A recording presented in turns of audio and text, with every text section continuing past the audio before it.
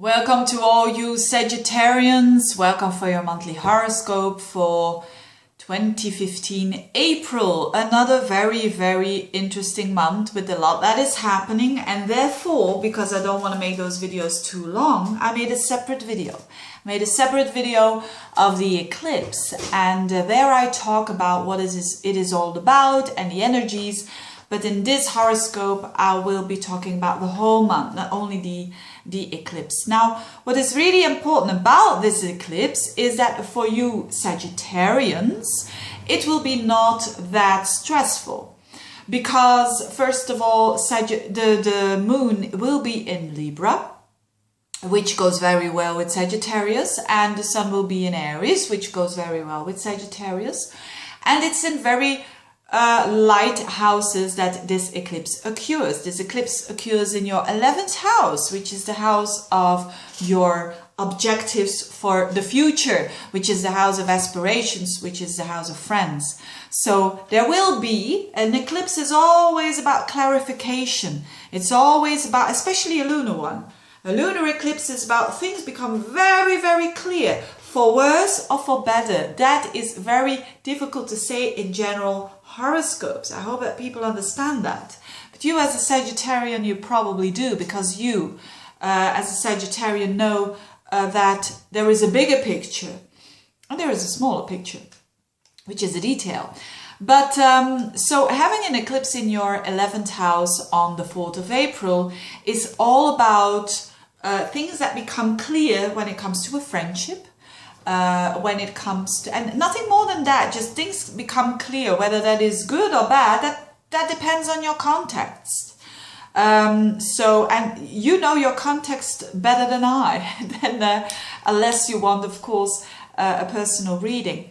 But the thing is that the eclipse, and especially with is triggered by the Uranus, or the Uranus-Pluto square is triggered by the eclipse. So the eclipse gives certain shifts and 180 degrees of shift. So that could mean new friends, that could be an ending of a friendship, or that could be totally new objectives, that could be objectives that all of a sudden come to its fruition. It can mean plans for the future that you have been having for a long time. You just cut cords with it, you just don't want them anymore, and so on and so on. So it's not that drastic. It's not a key area of your life. That's what I want to say. The first house, the 7th, the 10th and the 4th are key areas of your life, and this eclipse is not happening in key areas of your life. So only people will feel it when they have planets around 14 degrees of Libra or of Aries, and to a lesser extent, but also in Cancer or in Capricorn. Those people will feel it more, but you will feel another thing a bit more than other signs, which is the Neptune-Saturn square, and that is what I want to talk about now. I will talk about it even more in the future, and I already did in the past. And Saturn and Neptune is important for the mutable signs, and you're one of them. And what is it all about? It's your dreams versus reality. It's what you want in the future, what you desire, and how can I make this true? This is the square between Neptune and Saturn. Whenever there is a square between Neptune and Saturn, it means there's going to be some disappointment there. We need to be realistic, because maybe we dream too much, or maybe we don't work hard enough. Whatever it is, there is some, I wish it was different feeling. Now for you, there is this, so this aspect is going on for the whole year, but you won't feel it the whole year. You will feel it now in April, because it's triggered by Venus.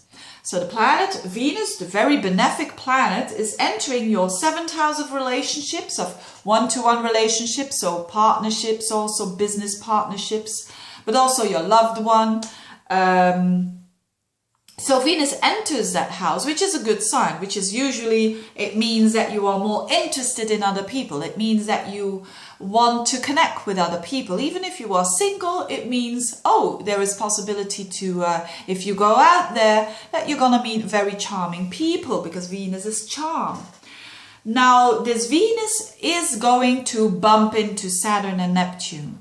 And that's why there is going to be some disappointments there when it comes to relationships, when it comes to clients, if you work with clients, when it comes to business partnerships, if you do have them. And those disappointments depends on how much you expect, as I just said, and depends on what energy you have been putting into something. So it has to do with your home and family, because there is where Neptune is, and it has to do with your relationships. So there is some things that you wanted and it doesn't work out the way you wanted it, but for some reason it does resolve, but it's not 100% as you liked. And you are a mutable sign, so you will be able to deal with it anyway. This Venus is going to bump into Saturn in your house, so there is some coolness there. So and especially around, let's say especially around the 16th, 17th, 18th, 19th, no, even around the 12th, 13th, 14th, 15th, up until the 19th of the month. So it's a bit the middle of the month, you will feel that the most. But whatever it is, don't panic, but it just means that you need to adjust your effort, or you need to adjust that you're dreaming too much. It's either one or the other. It probably is the dreaming thing, because Sagittarians, they tend to have a lot of vision and tend to have a lot of dreams. So you must adjust it a little bit to reality. So it's nothing more than that. Having said that, there's only one thing I wanted to say that I forgot, and it's the planetoid Psyche. So there's something special going on, I think, with the planetoid Psyche. I never mention it. I only mention it when it makes an important conjunction.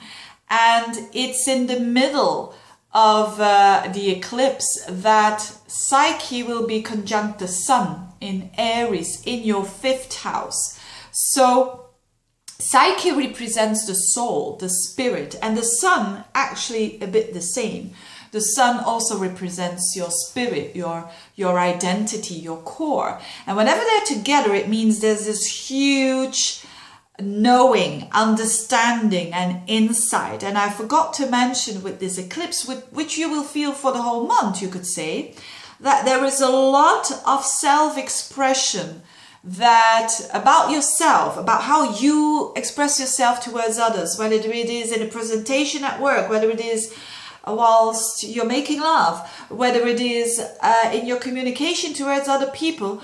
There is this thing about your expression that's very authentic, and that you feel that you don't need to hide, and it's very clear, and that can have its consequences as well, so that you're very open there, an opening of the heart, you could say. And Sagittarius is a fire sign, so there are very much people from the heart, and so that's a good thing. That's a very good thing for April, for the Sagittarians, this really opening up to what they are, basically. So thank you very much for listening, you dear Sagittarians. Again, if you want to have a bit more information, just check out the other video about the eclipse. If you want a reading, just check out the link below. Wishing you all the best, and see you next month. Bye bye.